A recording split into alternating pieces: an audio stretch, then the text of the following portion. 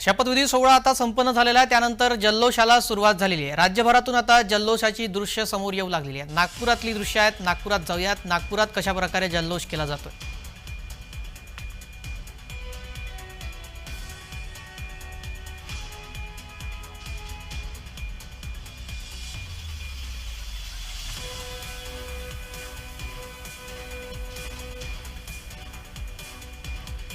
जल्लोषाला सुरुवात झालेली आहे ते आपण पाहतोय। आता पुढचा कार्यक्रम कसा असणार तेही आपण जाणून घेऊयात। आता मुख्यमंत्री आणि दोन्ही उपमुख्यमंत्री हे आपल्या विधान भवनात जातील, शिवरायांच्या प्रतिमेला पुष्पहार अर्पण करतील। त्यानंतर ते त्यांची कॅबिनेट बैठक सुरू होणार। कॅबिनेट बैठक प्रथेप्रमाणे घेतली जाणार। आता काही वेळातच विधान भवनामध्ये मुख्यमंत्री आणि दोन्ही उपमुख्यमंत्री पोहोचतील आणि ते शिवरायांना अभिवादन करतील, पुष्पहार अर्पण करतील। त्यानंतर कॅबिनेटची बैठक होईल आणि आपण पाहतोय आता इथे जल्लोष केला जातोय, आतिषबाजी केली जातीये फटाक्यांची। राज्यभरामध्ये आता अशाच प्रकारे जल्लोष केला जातोय आणि हळूहळू आता जल्लोषाची दृश्य येऊ लागलेली आहेत। कार्यकर्त्यांमध्ये आता उत्साह आहे। शपथविधी सोहळा संपन्न झालेला आहे। एक मुख्यमंत्री आणि दोन उपमुख्यमंत्री म्हणून मुख्यमंत्री म्हणून देवेंद्र फडणवीस यांनी शपथ घेतली, तर उपमुख्यमंत्री म्हणून एकनाथ शिंदे आणि अजित पवार यांनी शपथ घेतलेली आहे। आतिषबाजीची ही दृश्य आपण पाहतोय। राज्यभरातून ही आता दृश्य येऊ लागलेली आहेत।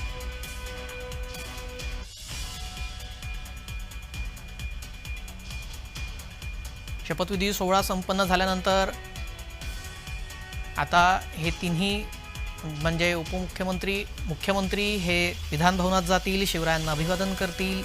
त्यानंतर कॅबिनेटची बैठक होणार।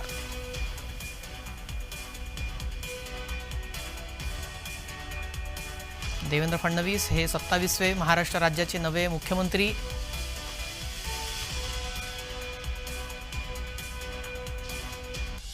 जल्लोषाची दृश्य आपण पाहतोय, तर दुसरीकडे तो क्षण ज्यावेळेला देवेंद्र फडणवीस यांनी मुख्यमंत्री म्हणून शपथ घेतली। आपण पाहिलं की तो क्षण काय होता ज्यावेळेला देवेंद्र फडणवीस यांनी शपथ घेतली। त्यानंतर एकनाथ शिंदे आणि अजित पवार यांनी उपमुख्यमंत्री म्हणून शपथ घेतली।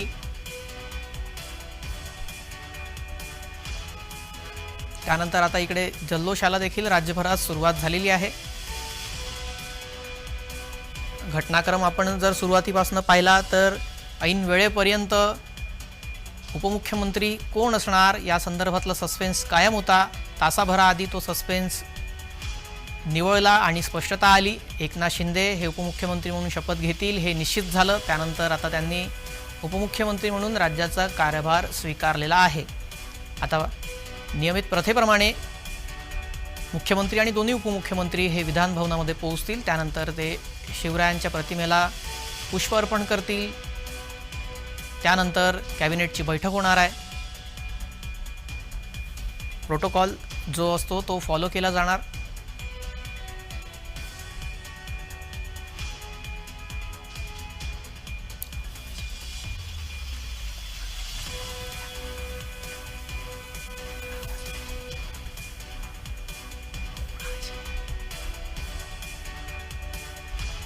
या संदर्भात आमचे प्रतिनिधींनी जो आढावा घेतलाय तोही आपण पाहूयात। मैदान या ठिकाणी शपथविधी सोहळ्यासाठी मोठ्या संख्येनं या ठिकाणी आपण पाहतोय की लाडक्या बहिणी या ठिकाणी दाखल झालेल्या आहेत। आपण त्यांच्याशी संवाद साधणार आहोत। आज मुख्यमंत्रीपदी देवेंद्रजी फडणवीस तिसऱ्यांदा शपथ घेतात, काय भावना आहेत?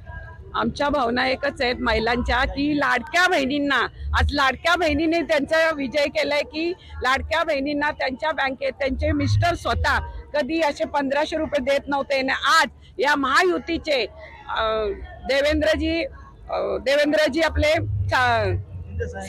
शिंदे साहेब तसंच आपले पवार साहेब यांच्यामुळे आज 1500 रुपये हे महिलांच्या खात्यात जमा होतात आणि आज सगळ्या महिलांची आज देव आणि दिवाळी आणि दसरा हे आज या महिलांना वाटतं की आज आपली दिवाळी आणि दसरा आहे, कारण त्यांनी सगळ्यांनी मतदान फक्त कमळाला केलंय। कमळ हा आपला महायुतीचा उमेदवार आमचे प्रशांतदादा ठाकूर, आमची एकच अपेक्षा आहे की आमदार प्रशांतदादा ठाकूर यांना आता मंत्रिपद मिळावं. मागच्या वेळेसच आम्हाला मंत्रिपद मिळालं असतं, पण ह्या शिवसेनेचे जे उद्धव ठाकरे आहेत त्यांनी आमच्या देवाभाऊंना फसवलं आणि दुसऱ्यांबरोबर महायुती करून ते मुख्यमंत्री झाले आणि आमची फसवणूक केली.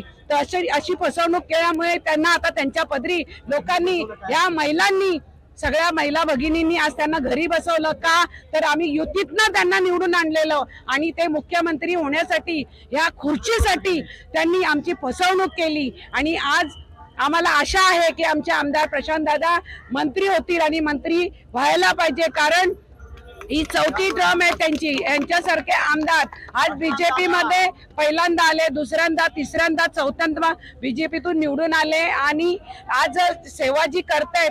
तुम्ही बघा, तुम्ही पनवेल शहरात आमचे आमदार प्रशांतदादा जितके कामं करतात तितकी कामं कोणी केली नाहीयेत आणि शांत स्वभावाचे असे आमदार आहेत आणि ते स्वतःहून मागणार नाहीत. तर आमची लाडक्या बहिणींची, लाडक्या भावाकडे एकच मागणी आहे की आमच्या लाडक्या भावाला आमदार प्रशांतदादा ठाकूर यांना मंत्रिपद द्यावं. धन्यवाद. निवडणुकीपूर्वी घोषणा केली होती 1500 रुपये जे लाडक्या बहिणींना मिळत होते, आता 2100 रुपये मिळणार. काय भावना आहेत मला?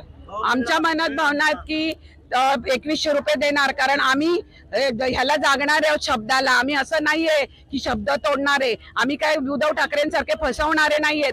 बीजेपी शिवसेना आमची युतीतनं आम्ही त्यांना निवडून दिला आणि ते दुसऱ्या पक्षात जाऊन मुख्यमंत्री झाले. तसं आम्ही झालेलो नव्हतो, आम्ही तिथेच राहिलेलो, पण त्यांनी आमची फसवणूक केल्यामुळे आम्ही युतीतनं दुसऱ्यांदा आमचा एकनाथ शिंदे म्हणून मुख्यमंत्री केले महायुतीतनं. आणि आता पुन्हा आमच्या देवेंद्र भाऊंना संधी मिळते. धन्यवाद. आपल्यासोबत या ठिकाणी लाडक्या बहिणींसोबत लाडके भाऊ देखील या ठिकाणी उपस्थित आहेत. सातत्याने या ठिकाणी मागणी केली जाते प्रशांत ठाकूर यांना मंत्रिपद मिळावं. साधारणपणे कशा पद्धतीने पाहता या मागणीकडे? निश्चितच प्रशांतदादा 4 टर्म आमदार झालेले आहेत, परंतु संयमी नेतृत्व, जिल्हाभर त्यांचा भारतीय जनता पक्ष वाढवण्याचा प्रयत्न, कुठलाही गेलेला कार्यकर्ता हसतमुखाने परत येणार असे आमचे प्रशांतदादा ठाकूर यांच्यासाठी आमच्या सर्व म्हणजे तळागाळातल्या कार्यकर्त्यापासून जे टॉपला जे कार्यकर्ते आहेत त्यांची सगळ्यांची इच्छा आहे की प्रशांतदादाला निश्चितच एक मंत्रिपद मिळालं पाहिजे, जेणेकरून रायगडचा निश्चित विकास जो आहे तो दादांमुळेच होऊ शकतो असं आम्हाला आहे. कारण खाली प्रतिनिधी सुद्धा पाहिजे जो देवाभाऊंपर्यंत पोहोचणारा, आमच्या ज्या गरजा अडचणी आहेत त्या देवाभाऊंपर्यंत पोहोचवणारा एकच नेतृत्व आहे, ते म्हणजे प्रशांतदादा ठाकूर. निश्चितच आपण या ठिकाणी पाहतोय लाडक्या बहिणी मोठ्या संख्येने या ठिकाणी शपथविधी सोहळ्यासाठी या ठिकाणी उपस्थित झालेत आहेत. भारतीय जनता पार्टीचा त्याचप्रमाणे महायुतीच्या जोरदार घोषणा दिल्या जात आहेत. त्याचबरोबर ही सर्व मंडळी पनवेल विभागातून आलेली आहे. त्याप्रमाणे पनवेलचे आमदार प्रशांत ठाकूर यांना मंत्रिपद मिळावं या मागणीसाठी आग्रही असल्याचं आपल्याला पाहायला मिळते. साहिल लेळेकर, जय महाराष्ट्र न्यूज, मुंबई.